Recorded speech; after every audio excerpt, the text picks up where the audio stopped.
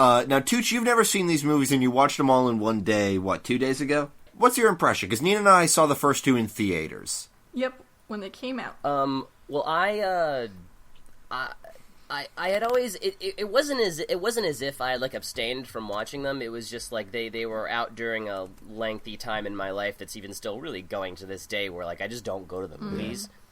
And I sort of felt like with the advent of marathoning television shows nonstop until you're dead, like I don't have time to sit down and watch like a 90-minute thing, because that's weird and makes sense somehow. Yeah, I'm the same way. But like finally sitting down and watching them, I was like, these are. I never thought they looked necessarily bad, but they're absolutely way better than any of the marketing campaigns the ever made ads it made look. it seem like a straight, just silly Dreamworks comedy film. Like a Madagascar Penguins affair. Yes.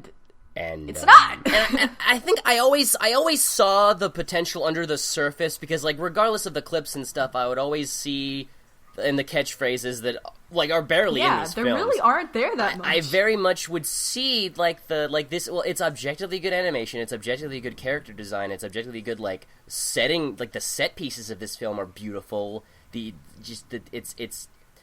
It all looks really, really great. So I always knew that like these I'll probably enjoy them if I actually watch them, and I did.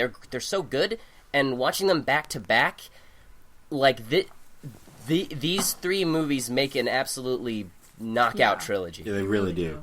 And also keep in mind, the first movie came out in 2008. This was by far Pixar's best looking movie. DreamWorks. I'm gonna take that again. Okay. You know, you got to keep in mind, the first movie came out in 2008. By the standards of that time, this was by far DreamWorks' best-looking movie visually. Yeah, I mean, it was... This was coming off the tails of, like, Madagascar 2 and shit. Which, whatever its merits are or are not, those movies look like hideous dump. Yeah, like, the directors and the creative people in, like, working on this film, like, while they were working on it, they're like, no, we want to make, like, a really, like, top-tier animated film that goes beyond anything we've done before as a studio. We think we can do it. Yeah. We're gonna try, and we're gonna go for it. And they did. And it was great. Because originally, the film was supposed to be a parody of the wuxia film genre. Wuxia, I think. Wuxia. I don't know how to read IPA, but I think it's wuxia. Wuxia? It's Wuxia. I would guess that's wuxia. Yeah. Wuxia. Yeah, because in the film, wuxia. It's the same word when they call the wuxi finger hold. Which I'm sure they don't pronounce it properly in the film either, but like... Yeah. I mean, they might, I don't know. Like, honestly, it would be weird if they didn't, because like the film seems to have some attention to detail. We'll get to that, but I mean, okay. Wushu the answer is it does. Wushu is actually a synonym for Kung Fu, more or less. Yeah, so more or less, then we'll call it Wushu, because that's what it is. They're Kung Fu movies. Well, Wuxia means Kung Fu hero movie. Okay. Or Kung Fu hero fiction. Okay. So the original Kung Fu Panda was supposed to be a parody of this genre. But while they were working on it, they were like, no, wuxia films are awesome. Why would we make fun of them? They're these are too dope. Legitimately really fun, entertaining films that have great storytelling and characters. Let's just make one, but animated and good. Yeah, can you imagine if they went by their original idea, which would be to basically put a panda in Kung Pao Enter the Fist? And look, I kind of like Kung Pao Enter the Fist. You got to get in the right mindset that it's a tremendously dumb movie. But like, if you're making an animated movie and you can do anything, and you're also doing like a Beast Fable, just make the movie. Yeah. And like, you can make jabs at it, you can make it silly and everything, but you don't, these movies are good kung fu movies. Yeah. They go through, they go through the tropes and everything, and also are just like really good. Yeah, co-director John Stevenson says, "We love martial arts movies. I wasn't interested in making fun of them because I really think martial arts movies can be great films. They can be as good as any genre movie when they're done properly." And also, I've always thought that like really good, legitimate parodies are made by people who love what they're mocking, and then mocking isn't what they're doing here. But I still think you could call it like a really nice love letter type parody, because it is a comedy. Well, comedy isn't like exclusively like antithesis to these genres, because it's like a animated good Jackie Chan movie. Like he always had comedy in his movies and cool kung fu, right? Like there's different ways to do these things, so that's what they did. And speaking of, that's one of the cons of at least the first two films. Not enough Jackie Chan. Yeah, we're gonna get back to that. But yeah. So, they changed their approach. They took inspiration from classics, Kung Fu Hustle, and also things like House of Flying Dragons, Crouching Tiger, Hidden Dragon, Hero. The film took 4 years to make, and their aim was to make it the best-looking film DreamWorks had ever made. And they succeeded, definitely, as everybody can attest to at the time and now. And they did a lot of research. Production designer Raymond Zibach and art director Tang Heng, they spent years in China researching painting, sculpture, architecture, classic kung fu films, philosophy, what have you, to make the story as accurate as possible. To the point where these films are huge in China. Huge. Massive. They're absolutely adored in China. Good. They should be. To the point where, like, Chinese filmmakers and artists and people were like, why can't we make a film about us that good? And like, is that the inspiration for that Song Wukong movie we talked about a while ago? Yes, and since then, there's been that, The Monkey King, which was, I believe, their first full feature-length animated film, and then that part live-action, part CGI integration, really cool film. I don't remember the name, but it's got the baby radish demon, and he's so cute. But that also means that DreamWorks, for the production of Kung Fu Panda 3, because of its huge love there in China, and because they want to make these films as respectful as possible, about half of that film, this was made in China. They created a Oriental DreamWorks studio in China, full Chinese staff, and they made like a good portion of the third film.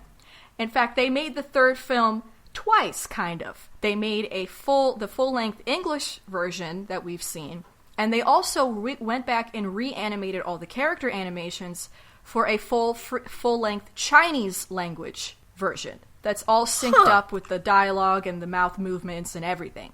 That's amazing. That's really dope. I don't know the details about this, but there's some kind of Chinese media law which it has to do with like countering, cultural imperialism, where most movies, there's a limit to how many movies aired in Chinese theaters can be imported. Mm-hmm. So I think this helps get around that. Yeah, I mean, they made a third of the film, and this was the first time any major American animated feature film had been co-produced with a Chinese firm. They made Oriental DreamWorks back in 2012, and it's based in Shanghai, and it's cray. Like, it's insane. I really want to see a Chinese Kung Fu Panda 3 synced up with subtitles. I think that would be awesome. I hope they release it, because it's so cool.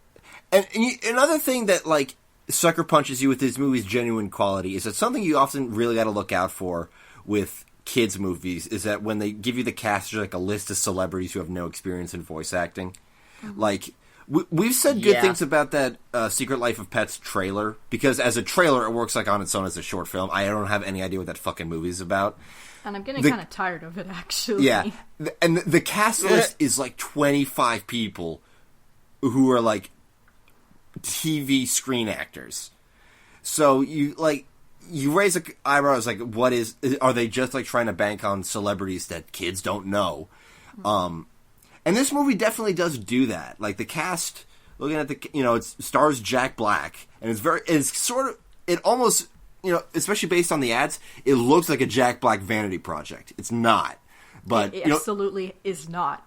but he's very much, the character is very much tailored for him. Yeah. But also it also challenges him as an actor. It does. But we got Jack Black, Dustin Hoffman, Angelina Jolie, Seth Rogen, Jackie Chan, Lucy Liu, Michael Clark Duncan, Gary Oldman, Bryan Cranston, J.K. Simmons, Kate Hudson, Jean-Claude Van Damme. That's different. That one's different. But wait, who was Van Master Damme? Croc in the second movie. What? So it's not a great look, but it's pulled off very. These movies are just very good, and they don't fall into many. They fall into a couple, but not enough to fuck them up. Many of these traps that like a shit DreamWorks movie or shit, off-brand CGI movie would fall into. You watch the ads and you think it's just that. It's not. Yeah, and part of that is because they wanted the film to center on characters' growth, their heart, and emotion. Like, this film was very intense for them. Like, some of the higher-ups in DreamWorks were like, you're not gonna pull this shit off? Are you crazy?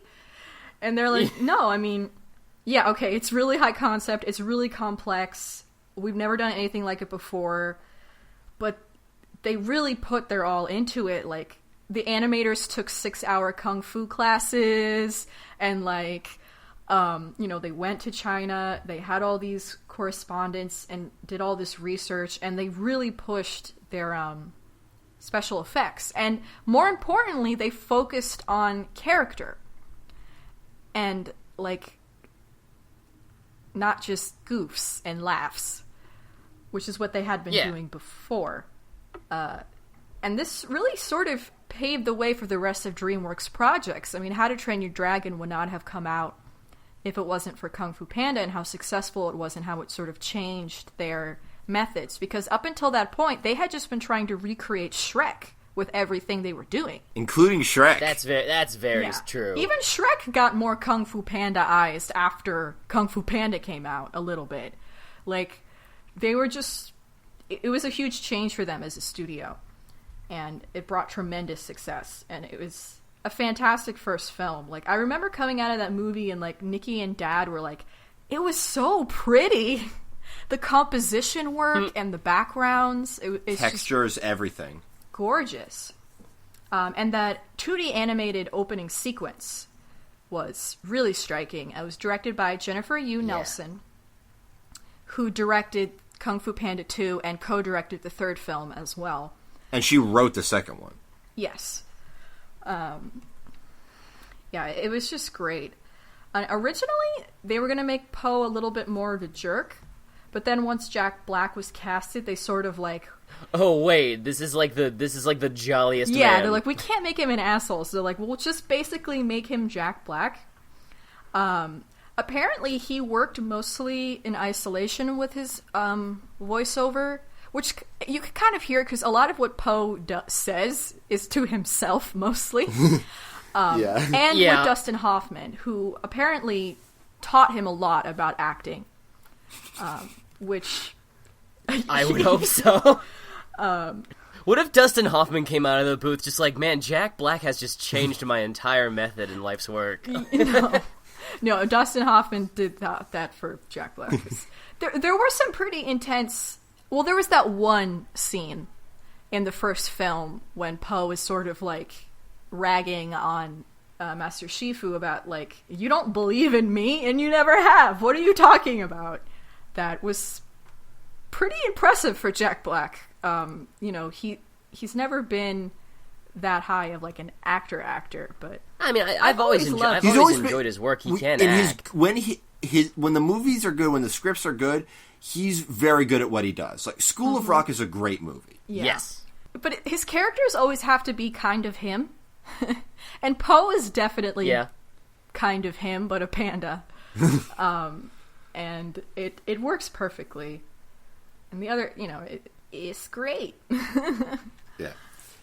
Yeah. So, how do we want to tackle these things in terms of talking about the narrative? Because one, it's 3 films, so obviously we can't get too in depth. I guess unless we want to lean harder on the third one, or the first film is interesting to me. It stands out the most of the 3 because it's less about Poe and more about Master Shifu. It's really his... That is It's really true. about his character growth. In the same way that you could say that, I mean, this is an argument. This isn't, stone cold. That Karate Kid is more about Miyagi, but that's an established thing in kung fu. That in martial arts movies, you got the master and the student, and in that relationship, ideally, both are learning. Yeah, and that's what they got out of the first movie. And that Shifu was Shifu really good. Not in 2 and 3 as much. Where he was. He took a back seat because his arc was pretty much over after the first film. He was the deuteragonist he did say as much. Yeah. And they didn't really need him as much in the other 2 because it was a lot more about Poe, and it was about his relationship with the other 5 and his family. Yeah. More than anything else. Yeah. That's the thing that got me is that I had no idea that the second one was going to lead directly into the third one. That really, I was like, oh, they're doing this. Like, this is a thing. This is a trilogy, and it really was. When that teaser at the end of the second movie first, like when we first saw that in theaters, everybody was like, God damn it! How long do we have to wait? 5 fucking years. That's crazy.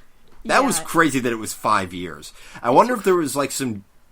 Not super, like some development heck. It wasn't development hell. Probably. They just, from what I read, they just really wanted to take their time. Like, they didn't want to, they went all themselves to put it out right away. They were like, no, let's actually... And they probably, put in the forefront other projects, and they had this on the back burner so it could really get a good simmer going. Yeah.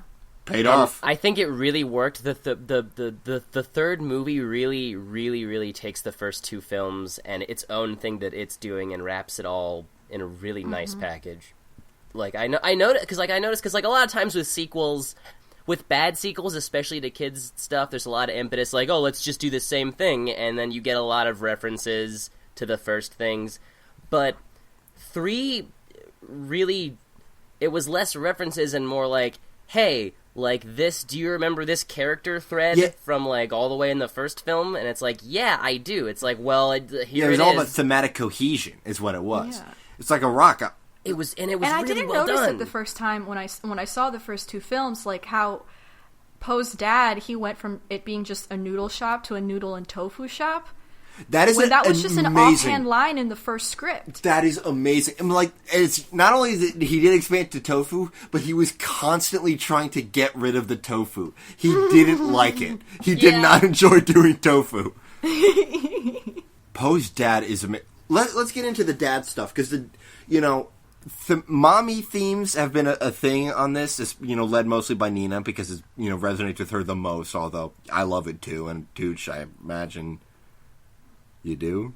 Yeah, they're great. Okay, good. He's like, whatever.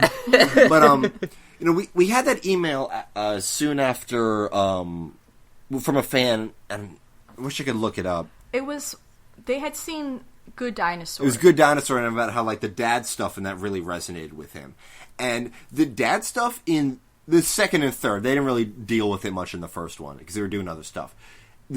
I would say both. Both of them definitely. The dad stuff is great. That moment at the end of the second one where he's like, so did you find out who you are? And just, no pause. It's just, I'm your son. It's like, it's so cute. It's extremely good. And he loves Poe so much. Like, I always tear up at that scene where he's talking about where he found him in the crate. Yeah, it's a great scene. It's also super cute because you got this fat, fuzzy baby. He's so fat. Yeah. And then there's the stuff in the third one, which was, this was one of the few things that the movie was doing. I think the ads of this movie, having seen it or are crap. They've really misrepresented what this movie was about, except for the dad stuff. Like they planted the seed for like there's going to be this conflict about the reconciliation of your biological father who you've been estranged from for your whole life and your adoptive father who's actually put in the juice. And how Poe's like, I love both of you guys for different reasons. You're both my dads. And he just addresses them as dads. Yeah, that's what it's like. And then they formed the dad formation. Yeah, the dad attack formation. And just like that moment, like that, because it's like in so much other media in the past, like if there's any kind of parental thing, it's always super hyper focused on the kid to the point where it's like we rarely get like actual parent perspective, but like more and more in children's media, we're seeing more of an intention. It's like, no, kids can care about what the hell's going on with the adults too. Yeah. And you've got that really great moment where learn. Ping is like consoling Poe's like biological dad. I forget his name. Lee Shan. And they make up completely detached from Poe. Mm-hmm. Like they have their own personal conflict arc resolution. It's really nice. And that scene in the beginning when Poe is like, "Oh, Dad, I gotta take you to the Jade Palace. You're gonna be so proud." And then while he walks away, and then Mr. Ping is just behind him, like, "But I'm already proud." Yeah. And it's like, oh, my heart, God. And in the second movie too, where he was so worried about him coming back. We'll have him back before you can say noodles. Noodles. You know what he's kind of got? He's kind of got like a Muppety face. He's like, he does a lot of like shaking and twitching and like weird, sad faces. He's kind of Kermity. Yeah. In a weird way. And he's played by one of the actual Chinese actors in this production, James Hong, a Chinese-American actor and director. He's getting I on love in him. years. He actually told the Dreamworks, he was like, I think he just turned like... He's 87. 87, and he was like, you guys gotta get started on this fourth movie, because, like, you know... We'll get back to this, but, like, they're gonna make another 3, so let's see. Let's see how that turns out. Yeah. I think it'll work. Oh, man. I think it could work, but, like, we'll see. Of course it can, but, like, wow. Yeah, I was shocked to hear that, too. I was like, oh, they really are doing Star Wars. Okay. All right. Yeah, because, like, that's... Cool.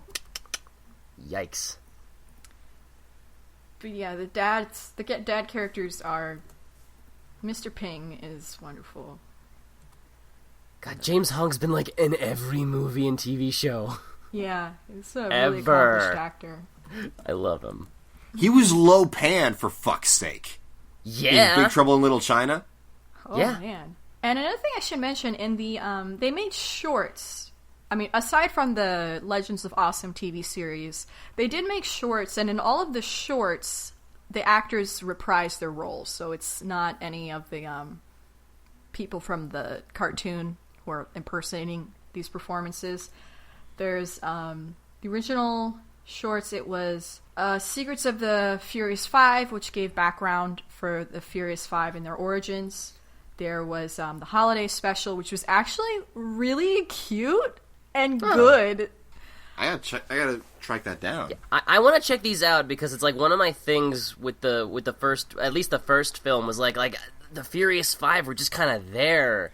And like, yeah, this is what I wanted to get them. to.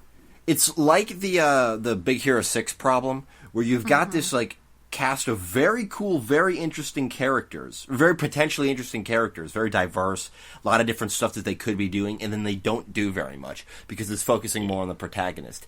And I felt like, with the exception of Tigress, they never got out of that funk in any of the movies. Not really, no. And even Tigress, we still don't is know not that much about her.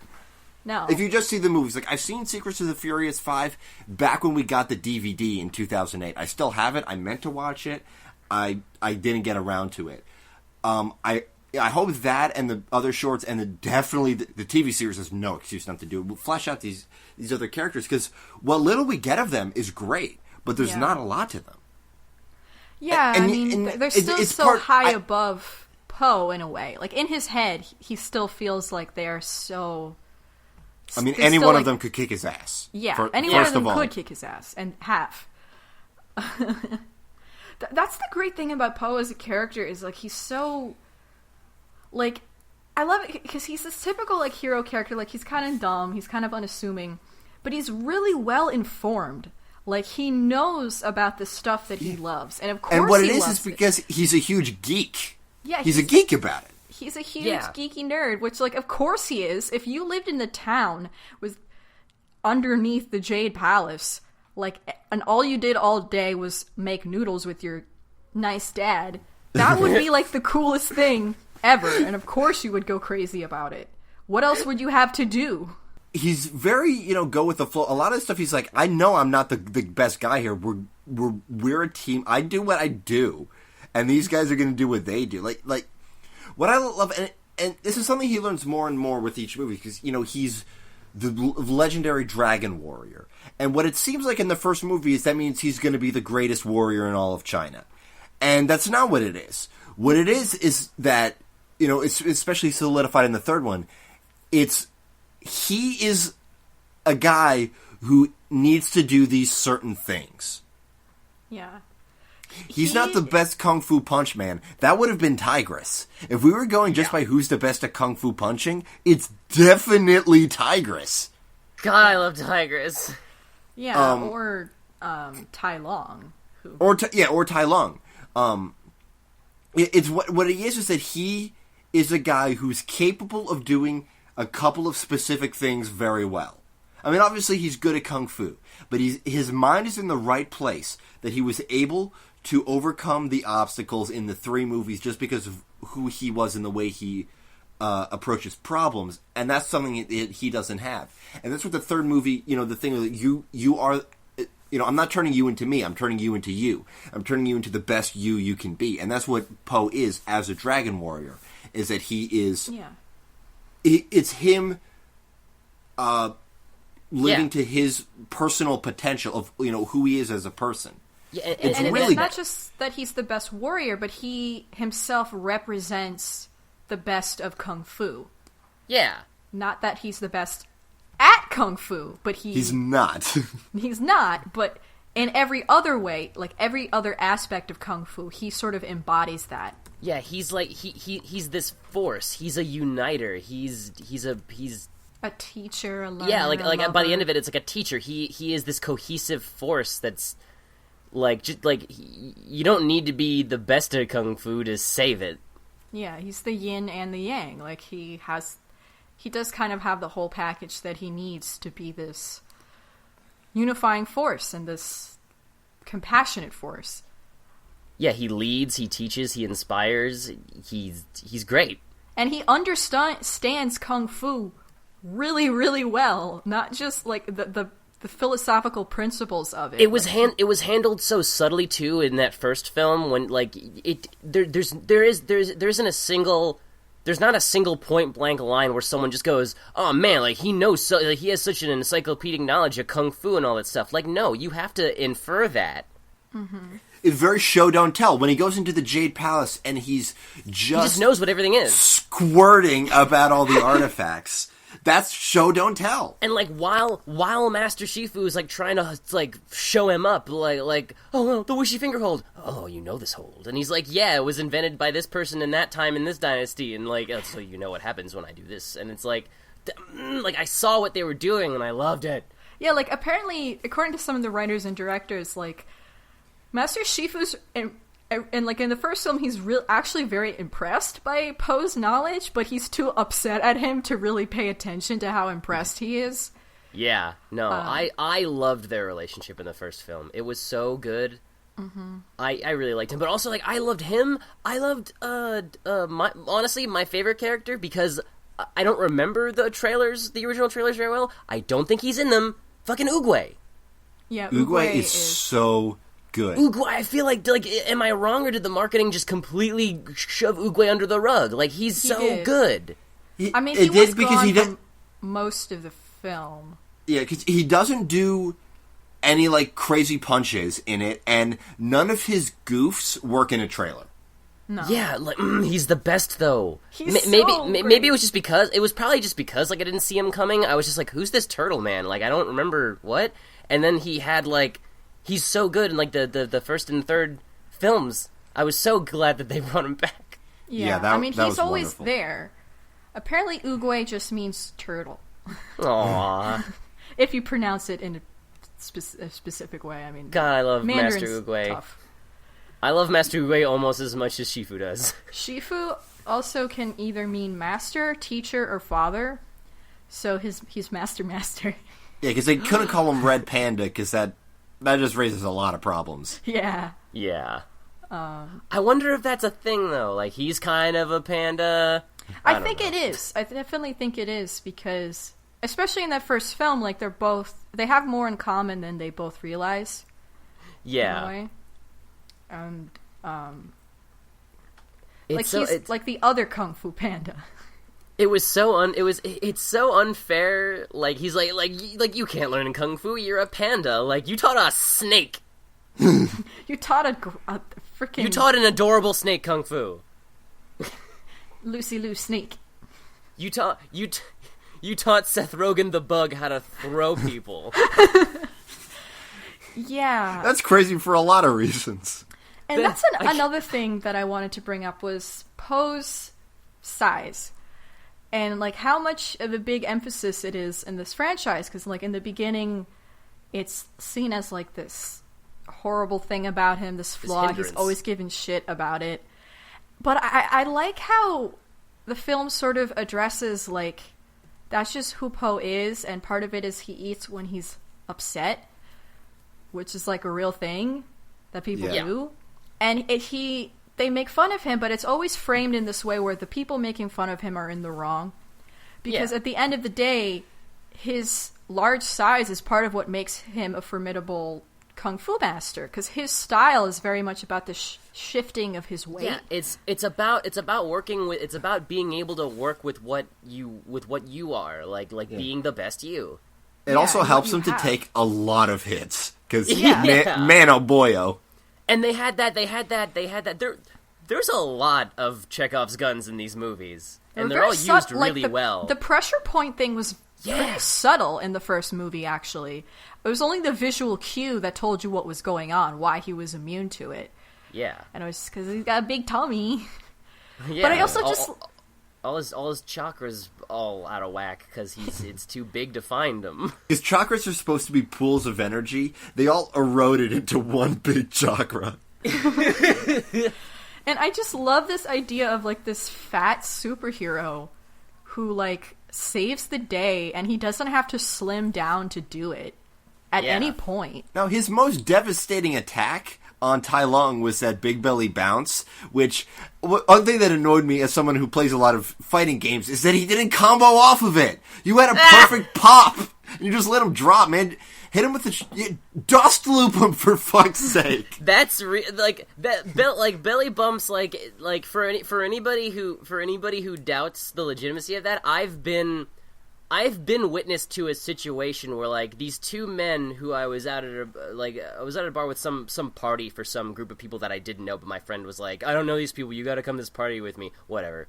And like at the end of the night, everybody's saying goodbye, and these two guys are way too drunk, and one of them is a large man.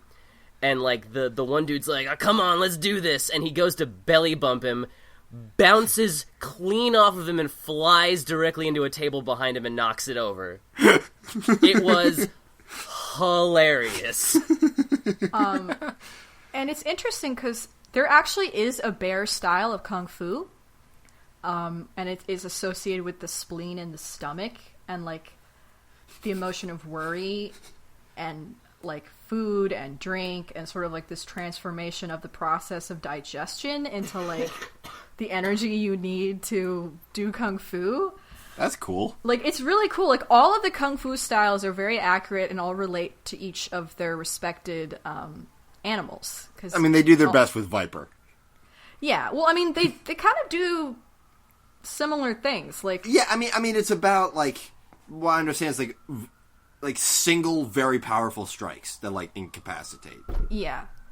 Like which the Venom. What she does, because she's just got one limb, she just fucks you up with real hard and bad. Monkey is Monkey. Like, it's like an extra attention to detail that's like really delightful. And I really love it. And it really does, again, subtly really push the message of, like, hey, like, it doesn't matter who you are, you can work with what you have. You can be the best you. Yeah, if you put in the juice. Put in the juice. And Poe definitely endured a lot. And everyone was such a shit to him in that first movie. Like, they even just hazed him. The They palace, hazed him good. Just the servants, like, nobody had anything nice to say to him, and yet he still showed up and kept trying through the pain and the embarrassment and the rejection. Because he knew, like, this is still better to me than going back. Like, I can't go back, and like I've going back and thinking about what if. Yeah, I've been there. Maybe I'm there right now. And so it's really, really empowering. He's such a likable person. Yeah. He really is a great contender for a hero's journey, because, he does start off so awkward and like unassuming, and he has really serious self-image issues. He doesn't have a lot of self-confidence at all. Even after he becomes the dragon and, like, beats the most muscular fucking big cat, just vaporizes him, atomizes him. Sends him to the spirit realm. Yes, original dub Dragon Ball Z, I got it. And, like, even after that, and like, he's still extremely humble. It's like, whoa, what are you talking about, me? Like, who, me? Yes, you, Poe. Because, like, if you suck your entire life, you never get rid...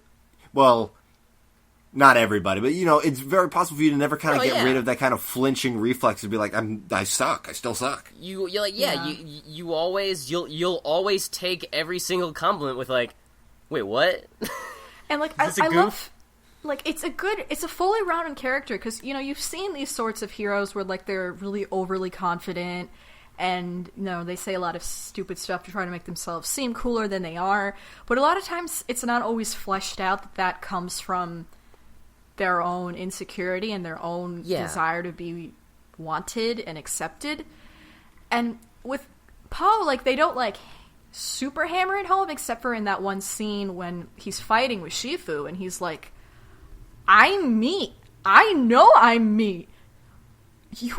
I know I'm me more than any of you know that I'm me. You don't have to tell me what I am and what I can't be. Like, I already know.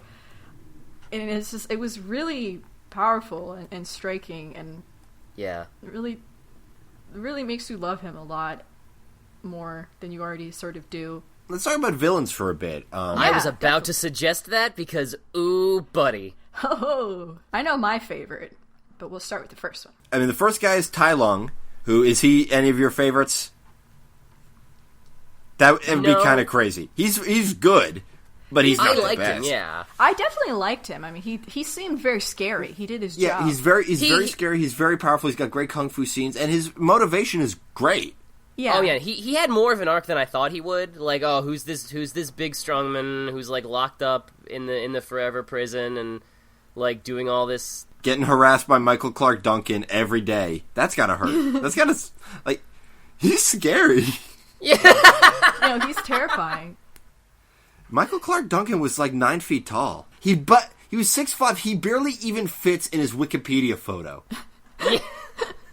But yeah, Tai Lung is Master Shifu's adopted son. And actually, that's where a lot of the dad stuff comes through in the first film. It wasn't with Poe and Ping, but with Shifu and Tai Lung. Yeah, that was really powerful tough too. Stuff towards the end there. Like their fight at the end, I was gripped. I was gripping my seat. Yeah. And this big fault of pride is sort of the unfortunate gift that Shifu gave to his son.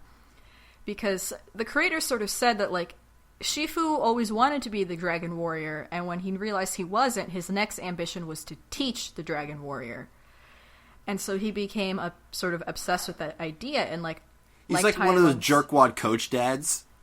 Yeah, he was a coach dad. And like Tai Lung said, he was like, you filled my head with these dreams that this was my destiny. Like, this is what I deserved. Every moment of every day I worked to do this for you, and that this was what I was supposed to be. You know, he talks about, like, punching until his bones crack and stuff, which apparently is a real thing. That, yeah, like, microfractures. Hardcore kung fu people do to actually build up extra strength in their bones. I've always wanted to look into that because it sounds like one of those things that could be patently false, but it's too far gone for anybody to be convinced it's not. Yeah. It sounds like it could be, but I don't know. All the people who believe in it could kick you to the moon. Exactly. Like they're already strong no matter what, but maybe they could be even stronger if they didn't make tiny bone shatters. I don't know, though. If you do, email us. Punch me. Punch me to prove it. Break all Nikki's bones so they can reform better. And then villain from Kung Fu Panda 2, Tai Lung was played by Ian McShane. Kung Fu Panda 2's villain was Shen, played by Gary Oldman. Who's my favorite. Oh. Yeah, when I first walked out of the movie, I'm like, Shen was... I like Shen. His design was great. The way he fought was amazing. Motivation, everything was kind of okay. Now, in the interim period, I've developed a greater appreciation for Ham. And they just let Gary Oldman off the leash. And then... Yeah, no, it was a really great performance. And then also they added, like, that kind of, hammy but good actor animation to him. Yeah. Like a lot of, like, very subtle, kind of crazy movements that he did. Yeah.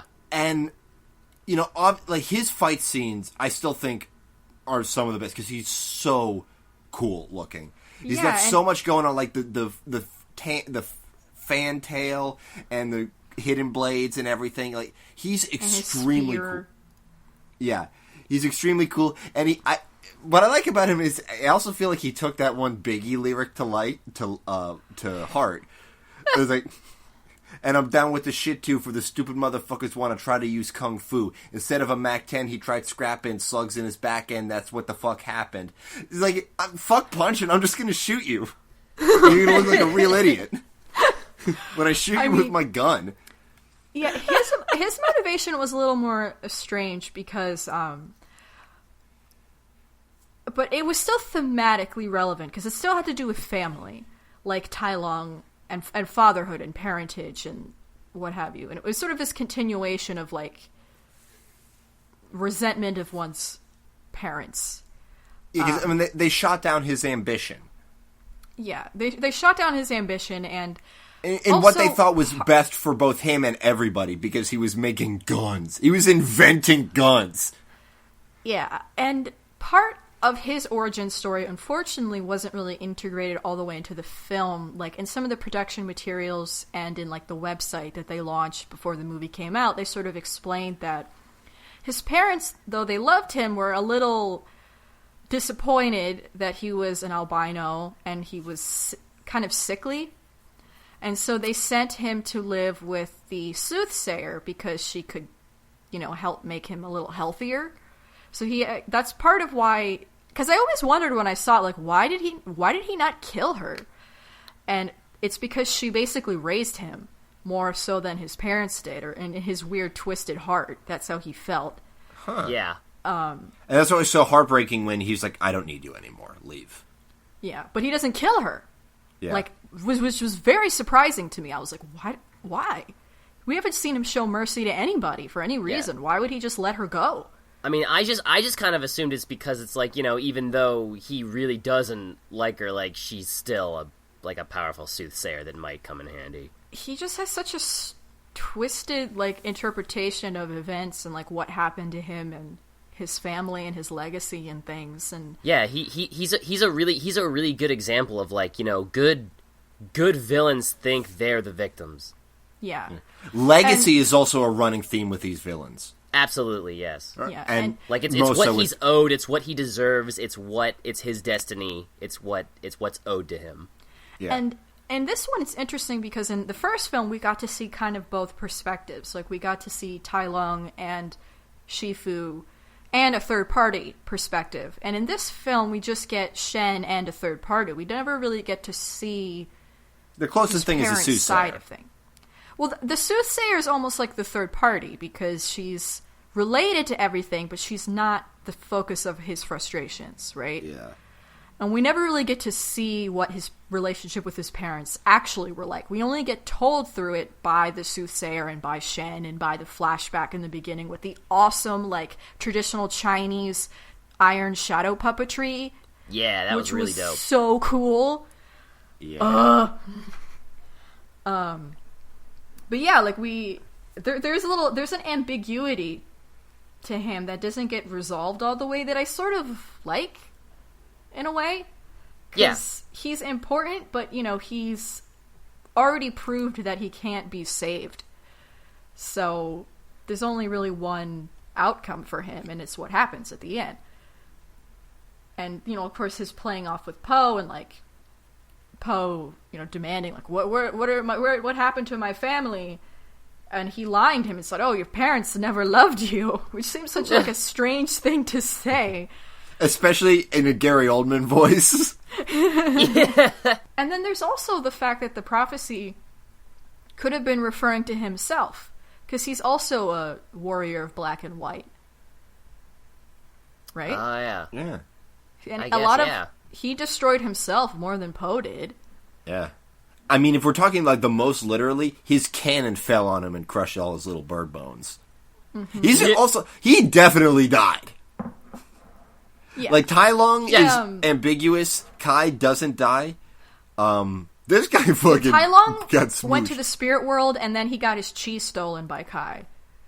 You can see his little chi medallion next to Mantis's, I think. But, Shen dies. But he is sort of played as this foil to Poe, like this dark side kind of foil of everything that Poe isn't, but in some weird, twisted way could have been, maybe, or not, or maybe Shen could have been like Poe. It's sort of... Yeah, I liked it a lot. It's just the way that they, you know, were able to deal with these tragedies in their lives.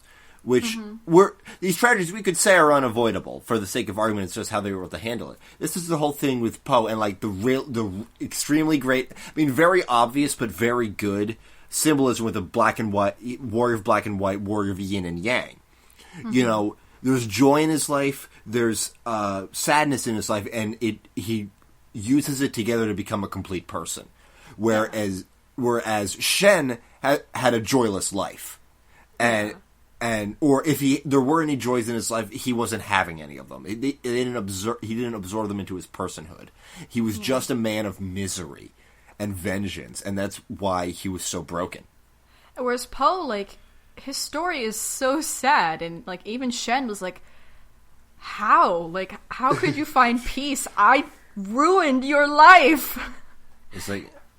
He's like, you know, scars heal, man. They do not! Well... He's like, wounds heal. And he's like, that's right. What do scars do? What do scars fade? do? Fuck it. just like completely quitting the metaphor.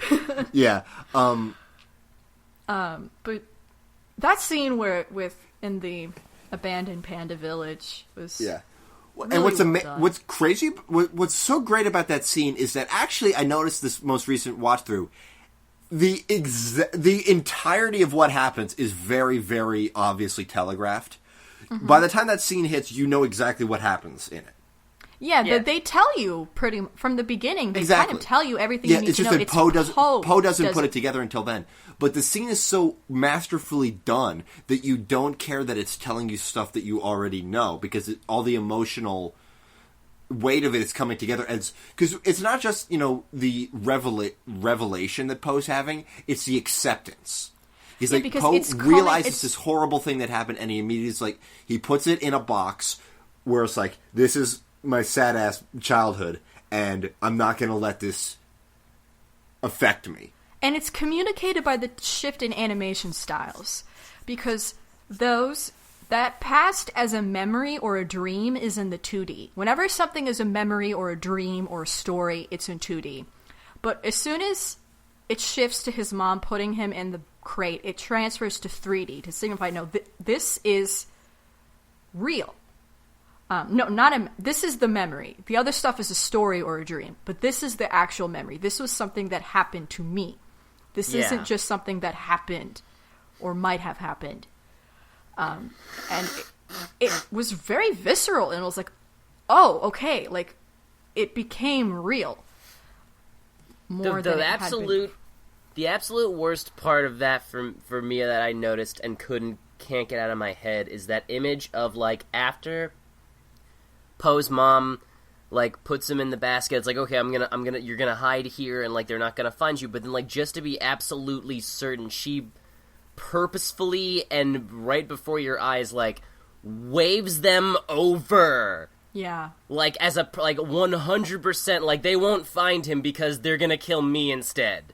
Yeah. And I was that just like, rough. Jesus Christ. Yeah. Yeah. Ooh. Yeah, so a lot of people at the time, a lot of people were like, Kung Fu Panda 2 is The Empire Strikes Back. It's a lot darker. It definitely is. It definitely is. I still think it's darker than the third movie. Yeah, I have to sit on Kung Fu Panda 3 a little more, but right now I want to say 2 is my favorite because it does so much. Because there's so much great character stuff and such like a great lesson, and you know, it's not just that it's darker. I feel like, you know, celebrating something just for being dark is bullshit. I don't love Zelda Majora's Mask because it's dark. I love it because it does challenging things. And a lot of times there's correlation, but not necessarily. As the 90s American comic book industry can show you. And this film took everything that came in the first movie and went for it, you know? Like, it made the joke in the first movie about, like, son, I have to tell you something, you know? And they actually, in the second movie, like, no, let's actually just do it. How else can our hero grow? And the answer is a lot still. And here's how. Confronting the past. Much. In the same way that Master Shifu had to confront his past in the first movie, Poe had to confront his past in the second film. And then the third film is sort of about the future. For everybody. I always consider it really about everything, and it's like, it's saying, like, you guys talking about which ones you prefer, it's really weird for me to pick one, just because it's like, I experienced them for the very, very first time as a giant epic, basically. For you, it's a singular thing. Yeah. And you can pick a best villain, but not a best movie. Even while I was still in the middle of the second one, I definitely was already compartmentalizing it as, like, a 3-act thing. Like, two really felt like the meat in the middle of the 3 things, because I noticed, like, my opinion of the first one, like, that was really good, but I want more. And then the second one was basically mostly more. Like, from the jump, from beginning to end, like, it was a really good story, but also, like, I noticed that, like, the second one, like, basically almost entirely action. Like, it's going from scene to scene really, really kinetically and energetically in a way that they couldn't do in the first one, because the first 2/3 of the film were about teaching Poe how to have the ability to do any of this shit. Yeah. And you say that, we have to make it clear, it's not hyperkinetic. It's not nonsense. No. Yeah, no. Everything, it's very fluid. Yeah. We're moving. We're moving. And I loved it. But then the third one really takes all 3 of them and coheses them in a way that I was not anticipating. And I really loved it. I didn't expect it to take this kind of holistic approach to the rest of the story. I knew it was going to be. There were more nods to 1 and 3 than there was in 2. Yeah. You know, I knew this was going to be a good movie because, you know, the first 2 were very good movies. I kind of forgot how good it was going to be, because I just expected it to be another one. I didn't expect it to actually be like not necessarily conclusion, because we'll see what the next one does, but it definitely does, you know, take a holistic approach to the themes in the previous 2 movies. Yeah, it's not a conclusion, it's definitely an ending. It's like that quote that Oogway said to Poe in that scene with the peach blossom tree about, like, the past is history, the future is a mystery, but the present... I forgot the part about the present, but we present live in is the a- present. basically, But the present is a gift. Yeah. Yes. That's why they called call it the present. Yeah. And that came through in this third film, Yeah. too. And the second film, too. Like, if you think about it, it's like, yeah, everything he said kind of carries through with all of the plots and all... That turtle knows what's up. Well, he's been around for, like, thousands of years. Yeah. He's so smart. Because real Galapagos turtles can be that old. Yeah. I mean, almost. They can be centuries. Yeah. What's the oldest turtle? I think Galapagos. Well, I mean, the oldest turtle. The single individual oldest tortoise. 180. Currently, there's one that's 183. Yeah. Yep. Jonathan. But Oogway invented Kung Fu. Yeah. He's really old. He's basically literally Yoda. Yeah, like the idea that anybody in the context of Chinese fiction could invent anything Chinese is crazy. Because China's been around since the dawn of human civilization. It is the oldest continuous civilization in the world and in history. You know, it's gone through many different, governmental structures and dynasties and all that stuff. It's always been China. No other civilization can say that. Yep. Well, So yeah, the idea that he created anything Chinese is nuts. Because this is like set He in could take ancient credit China for or anything. We'd have to believe him. because like the thing, this is set in ostensibly ancient China, but there's always the understanding that there's so much more old ass shit that happened before that. Yeah. Like a lot. It's a 6,000-year-old civilization. Yeah. And Poe knows about all of it as far as kung fu wise. So yeah, with the third movie, I guess our villain is kind of a little different from the previous two in a way that it's not coming from this familial sort of place, but I guess it's like a brother thing more. Kai was an old close friend of Oogway's. He was like Oogway's basically partner in crime. Like they developed. I feel like it was implied that they developed a lot of their stuff together. But then no one remembers him. Like everything goes to Oogway because Oogway made it so. They're basically an old 30s 40s comic book writer artist team, and Oogway was the artist. Yeah. So Kai literally. So he literally got zero credit, and he definitely has the weakest motivation. I think I just love him the most because he's J.K. Simmons. He's great. He's so good. Yeah, I mean, when I first saw his reveal, all I could think of was the Iron Man 2 villain. Really? Whiplash? Whiplash? Because in the trailer, because he did the thing with his jade chains, where he sort of did that same kind of hit. Oh, the floor as he with them. walks, he swings them around so they just skim the floor. Yeah, which is exactly what that guy did in the Iron Man 2 movie. Yeah, so it looks cool. It looks cool, but it looks even cooler in a good movie. Yes, definitely. See, for me, he was Kratos, but less of an asshole. He's like a likable Kratos. Yeah, he's still the villain. He's still a dickhead, but he's still much more likable than Kratos. Both because J.K. Simmons and also because he's not as much of a fucking monster. Yeah. Though he, was really he's a strong. bad dude, but my point is that Kratos fucking sucks. I mean, he's well characterized, but Jesus Christ. So yeah, his motivation's a little... I mean, it makes sense, but I guess his shift, his turning, I guess had... I mean, we definitely get less focus on him because the movie has such a powerful focus on Poe's familial issues. Yeah. And so he's definitely more of a plot force. Yeah, I mean, more than the other villains, he definitely just seems like a bad villain guy. Because the other ones were thematically tied to important characters, but he's just a bad dude. Well, yeah, but he does sort of like parallel.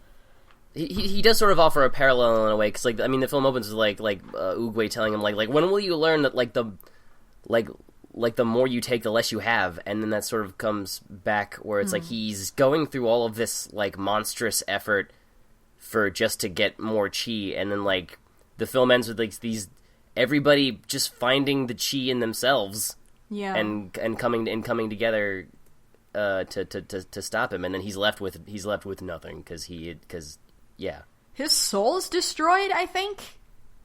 Yeah. That good old double death. The double death. Oh boy. That's a thing. Like that's a thing that like that this film's like whole treatment of the spirit realm sort of managed to dance around. Poe died. He did. I mean, Poe kamikazed himself. They sort of implied it because like he didn't. Poe didn't even know he could go back. He didn't know he could go back. Yeah, he was like, I can go back, and Oogway's just like, if you feel like it. I mean, I don't know. I've never tried. I've never tried. I'm retired. I don't want to go back. Like, I'm not pulling a Slayer here. I'm staying retired. And also the spirit world is how they did their alternative animation in this movie, where it's like the backgrounds were like 2D or painted. It was I would have to look at it again and really analyze why I'm not like paying attention to like all the story and everything, but it definitely looked different. It was some kind of fusion of CGI. It was like really pretty, and the animation quality jumped up because it's been 5 years since the last movie. Yeah. And this effects animation was stupendous. Yeah. And the lighting, I think, might have been what made it look different. Because I don't feel like it was 2D, because this movie didn't play with the 2D as much. It did more of like a cell shady kind of thing. I think it was a lot more lighting stuff. Yeah. And it was really beautiful. This is, I mean, definitely like, unsurprisingly, the films look better and better every time. Mm-hmm. Yeah. And we get a great crazy fight scene. Poe just becomes literally the dragon, and I love that he does, but he's still Poe. Like, he doesn't become like this sage guy, and he's like, I'm the Avatar. And he doesn't go into an Avatar state. That'd be dumb. No, he's just like, ha! Look how cool I am! I'm gonna kick your ass! Woo! And, you know, even his little dragon avatar was just like him, you know, it was like this silly... It was mirroring his exact actions. It wasn't just like chit-chat thing and like eating the blade. Yeah, it was adorable. It was like, even at his most powerful, he's still himself. Yeah, and he that's never what makes loses him the sight powerful. of who he is. There is no secret ingredient. No, it was so cute. Yeah, our mom really likes these movies because they're legitimately very zen. They are. The philosophy is on point. Like, it is very accurate to the values expressed within Kung Fu, and like even the familial values of, like, you know, Greater Chinese society, of like this prioritizing of one's family, you know, and that love for it. Yeah. It knows what it's talking about, and it's beautiful. It really is very beautiful. How are we doing on time? Is there anything else? I feel like we've covered a lot of bases. These films, because I've talked to a couple, like I've been talking to a couple people in between seeing them and recording this, and like I feel like there is a large enough population of people who would otherwise like these films that absolutely pass them up, due to poor trailersmanship. And, you know, DreamWorks' reputation, and the fact you look at a movie, okay, it's Jack Black being Jack Black as a panda. I think I get it, and you don't. I understand. Yeah, you don't. No. And like, even, you know, it's been 5 years since the last one. I completely forgot how good these movies are. I always knew it, but I forgot how like legitimately very good these are. Me too. When I went back and watched them, and I was like, oh. Yeah, they're spectacular. Like, you know, a lot of people say, you know, the really good stuff that's come out of DreamWorks recently was, you know, Kung Fu Panda and How to Train Your Dragon. Dragon is great. I think Kung Fu but kicks its ass. Po is the real dragon. Yeah. Yeah, like, I'm not saying anything bad about How to Train Your Dragon. This is on a much higher level. Like, this is so much smarter than it looks. Yeah, I mean, well, Dragon isn't done. They still have one more. They haven't gotten to complete their trilogy yet, but like, yeah. And announced their second trilogy. But yeah, I do agree, like, Dragon is wonderful, but there is something about Panda, like, it has this beauty and this heart to it that's... It's also more ambitious, and it delivers. It delivers on all of its ambition except for characterizing the Furious Five. Yeah. The Kung Fu is so cool. I mean, I have so many, like, random facts, Kung Fu facts about this movie. Like, if you're a huge Kung Fu nerd, you will love this movie. You will. Can I say, like, my favorite Furious 5 moment was in the third one, when, like, I think it's during when Po is trying and really failing horribly to teach them anything in that first initial opening scene, and, like, I forget what happens, but, like Monkey screws up, and he just goes like, oh, sorry, and I was like, there it is! 3 movies, finally a Jackie Chan moment. Yeah, they finally, I saw him. He peeked out through the veil, and there's my boy. I hope so, because, like, casting him as Monkey is perfect casting. Perfect! Because it's the silly Kung Fu master. But, like, he doesn't do anything. Yeah, I mean, he does have some good lines here and there. No, yeah, they all have a handful of good lines, but not enough to fill a trilogy. Yeah. But like, it's they kind are of really funny good. how even in this third film, they actually just get rid of them. Yeah. For most of the movie. I do think that for the second and third one, like, I noticed it more through Seth Rogen as Mantis. Like, I feel like in the second and third movies, since they knew who was voicing them, they were like, all right, let's do some...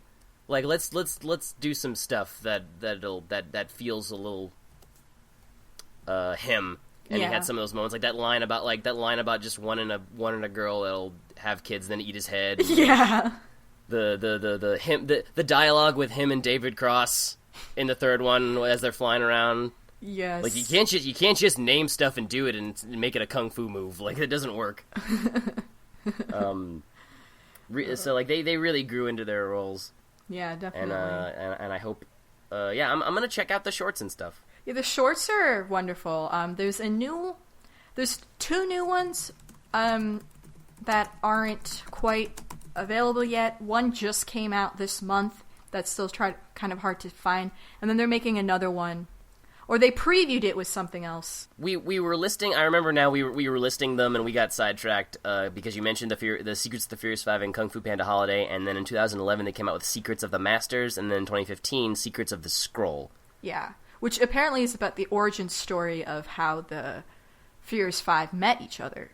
Ooh. After this, I want to see more Kung Fu Panda. I would be willing to give the show a shot. Me I imagine there's no way it's going to be as good, but I want to see more of it.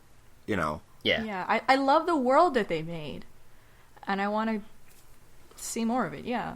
Yeah. So definitely check them out. Yeah.